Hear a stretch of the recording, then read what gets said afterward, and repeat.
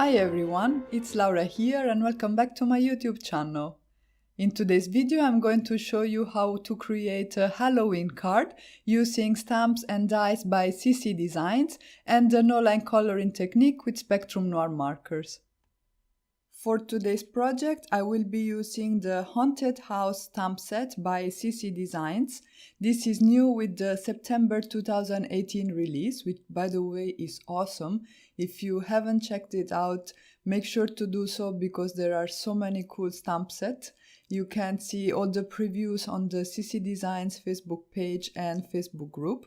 I will leave the links in my blog post, which you will find linked in the description box down below. And at this point I have positioned my stamps in my Mini Misty and I am stamping them with my favorite pinks, Grout Grey Hybrid ink. And I picked this ink because I want to do some no-line coloring today, so I needed something very light that will not be visible once the coloring is done. The paper I am using is Nina Solar White cardstock. This is the 110 pounds version, and as I said, I will be doing my coloring using Spectrum Noir markers. I am starting with my lightest marker and I am blocking in the shadow areas. There was a little bit of a hiccup with the recording, so that part didn't get recorded, but you can see I just laid down a coat of color and you can see in which areas I extended that. And because the moon is on the right side of the image, I will have my shadows mostly on the left side of the image.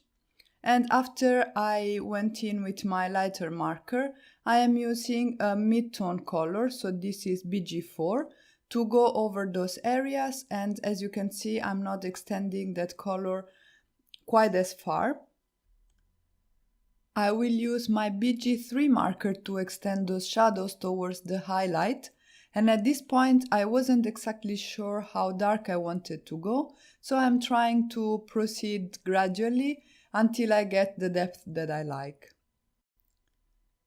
Concerning the shadow placement, I am taking into account, as I said, the fact that the moon is on the top right of the image, and also I am accounting for cast shadows.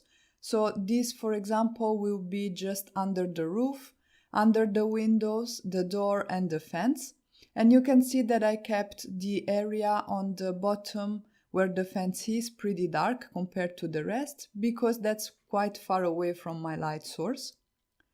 I just came in with my BG2 marker and extended my highlights all the way towards the edge of the image basically, and now I'm starting to deepen my shadows, first with the BG5 marker, and then with my BG7 marker, which I am using quite sparingly, just in the areas that I want to be really dark. In general, I am not using techniques that are that different from the ones that I use when I'm not going for a no-line coloring look. So I started by blocking in my shadows with my lightest marker. I then blended from light to dark until I got a nice depth. And now I am blending from dark to light in order to get a nice gradient and a smooth blend. And the only difference you will notice is that I am not bringing my highlight all the way to the edge, but I will use my next darker marker, in this case it would be the BG3, to sort of trace the outer edge of the image. So you see I traced the outer edge of the house with the BG3 marker, and I left a little bit of space for my highlight marker, that would be the BG2, so that I create a little bit more definition on the edge of my house, and I will use this pretty much on every element in my coloring today. For the roof of my haunted house, I decided to use some oranges. I started by laying down my lighter marker, that would be the BO1, and with that I mapped the shadows. I deepened the shadows with my darkest marker, which is the BO6, and then I am blending that shade out with my BO3 marker, and finally blending towards the highlight areas with the BO2. Because I felt there wasn't enough contrast and the blend wasn't as smooth as I wanted it to be, I went in with a second layer using the same exact markers, and then I moved on to color the windows. For those, I decided to use shades of purple, and I picked my PL markers, so I am starting this time directly with my darkest marker, adding in the shadows and the details as well on the shutters. I am blending that out with the PL2 over the window frames and also over the shutters, but for the shutters I will also come in with the PL3 because that's a bit of a larger area compared to the window frame, so I want another color to get a smooth gradient and a nice blend. And as I did for the house, I will use my PL3 marker, so that would be my mid-tone, to trace the right area of the shutter, so the one that would be the lightest, leaving a little space for my highlight, and this allows me to get more definition in my image. I skipped some parts of the coloring, so I'm not going to show you how I colored the wooden beams and the fence, but the principle is the same, and I also will prepare a color chart for you guys. You will find it in my blog post, which will be linked in the description box down below, so there I will have all the markers I used. For the house, I decided to use some green colors because I really love this orange-purple-green combination for Halloween, and I wanted to reproduce that on my card. And again, I am keeping the shadows on the left side of the door, which is the one that's furthest away from the moon, which is our light source. And I'm using the same greens to create some grass blades. And finally, for the moon and the windows, I am using some bright yellows. In order for the moon to look round, I am also using my darker marker to trace the entire contour, and then I will come in with gradually lighter colors and blend towards the highlight. This was totally not planned, but it worked out perfectly because I hadn't removed the stamps from my Misty, and I was able to go ahead, mask my image quickly with some post-it notes, and use my Memento Dewdrops in London Fog to stamp over the areas where I had lost some detail, like for example the windows and the bat that's flying in front of the moon. After I was done coloring, I cut some watercolor cardstock using some stitch rectangle dies. These are by Lawn Fawn.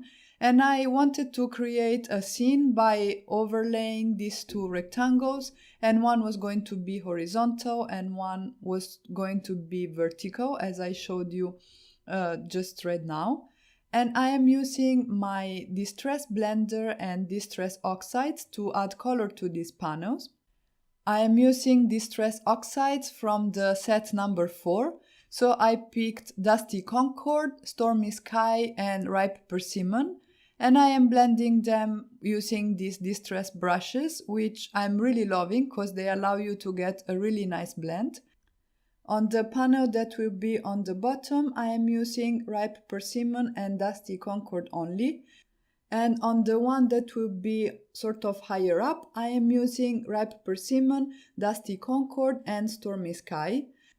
You saw me put the panels side by side because I wanted to check where I had to start placing my Dusty Concord, so that once I put these panels one on top of the other, the transition is seamless and they almost look as if they were one panel.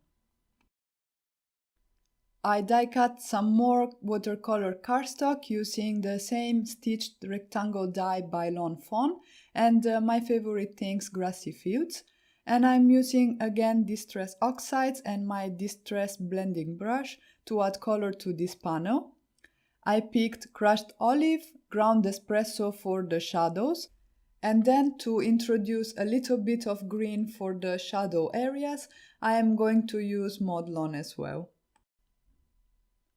For my card base, I cut some black cardstock to an A2 size using the largest die in the Lawn Fawn stitched rectangle stackables, and I will be doing some repeated stamping using Versamark ink, and the smaller images in the stamp set.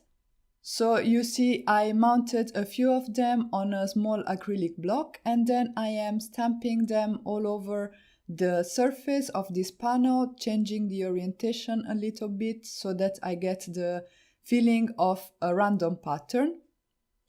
I debated whether to emboss them with white embossing powder. Maybe I could have embossed them with clear embossing powder with hindsight, but I decided to leave this subtle effect because I wanted the colored image to really be the star of the show.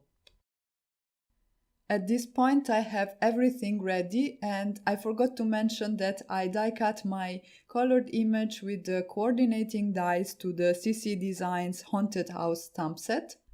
I started by adhering the two sky panels on top of each other, and now I am adding my grass too.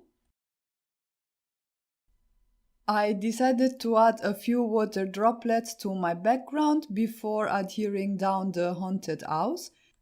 And then I adhered this entire scene to the left portion of my black card base. In order to fill in the right area of my card a little bit, I used the CC Designs Halloween ticket stamps. I stamped one of the images in the set on some Nina Solar White cardstock using My Favorite Things ink in black licorice. And then I am coloring it with my Spectrum Noir markers, and I am using the same yellow markers that I used on the moon.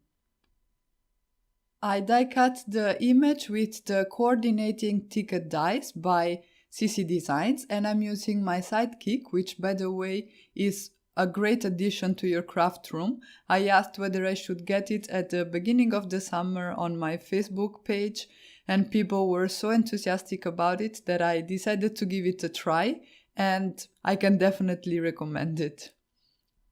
Off camera, I also stamped a few additional images in the Haunted House stamp set by CC Designs, and now I am adhering them all over my card front to fill in the areas that I felt were a little bit too empty. So I have a spooky tree and some bats on the left side, this super cute little ghost on the right side, and my Halloween ticket that will double up as a sentiment. Finally, for some extra spookiness, I decided to use my glow-in-the-dark Nuvo drops. These are in the color Apple Sour.